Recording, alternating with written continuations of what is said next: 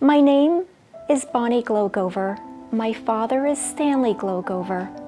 At age 40, I learned he was a Holocaust survivor in Auschwitz at the concentration camp. It propelled me to fly to Poland to learn his roots. And when I came back, it shaped me. So much so, I contacted our president then in the year 2000, President Clinton. I asked for a Holocaust Remembrance Day to remembering genocide, and it still didn't feel like enough. I Googled and discovered a sculpturist. Her name, Paige Bradley. She would be contracted to build a statue representing remembrance, and yes, that will be the craft of Paige Bradley. My name is Jeffrey Spring, owner, president, project manager of Modern Art Foundry. We are a 92-year-old fine art loss wax casting foundry. We work directly with sculptors to produce their artwork, which is a process of taking an original model that's usually made out of plaster or clay and taking it through a process where we make a negative impression out of rubber, a positive wax pattern, a casting mold. We pour a bronze casting and we do finishing and patina work. So we provide the art casting services to sculptors like Paige Bradley. She would bring a piece to us in the material that she works in, again, like clay or plaster, and then we take it through that process of lost wax casting to produce the bronze and do the finishing. Patina work is very important because out in the world of galleries and public and private collectors, that's what they see, the finished bronze with a patina.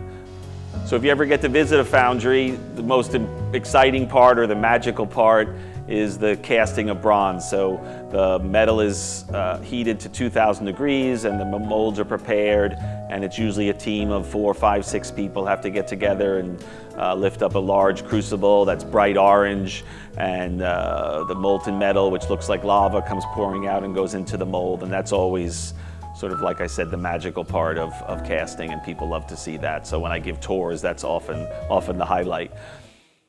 Hi, my name is Antonio Candemir, and today I have the honor of interviewing Paige Bradley, an internationally acclaimed sculptor, known for her artistic technique of using mixed media of bronze and illumination.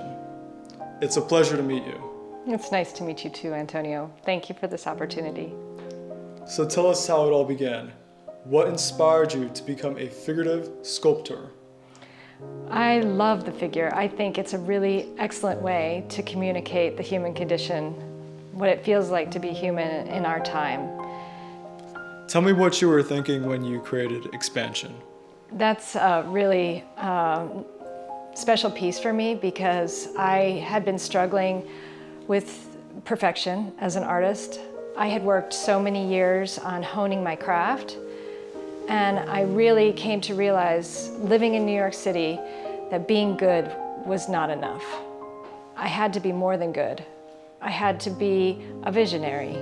And that's when I realized that the figure was thought of from many perspectives at the time to be something that had been done before. And I wanted to make it contemporary. I wanted to make it new. I wanted to make it about me. I wanted to make it in the now. And I realized I needed to trust a little bit with that. I needed to not control so much anymore. I knew I was going to drop it. I did it intentionally, but I wanted chance to kind of come in to the artwork and in a way where I couldn't control it. Some of the stories I've gotten, about people healing, people putting themselves back together again, people realizing that broken things can be beautiful too. I kind of feel like the work has become not mine anymore, but the world's piece, because so many people identify with it. I've seen people wearing the piece as a tattoo, that's their screensaver, it's a poster on their wall. I don't want to control it. I want people to live with it. I love when I see people live with art. It's the best gift I could have ever been given as an artist. Thank you so much for your time, and I can't wait to see your next masterpiece.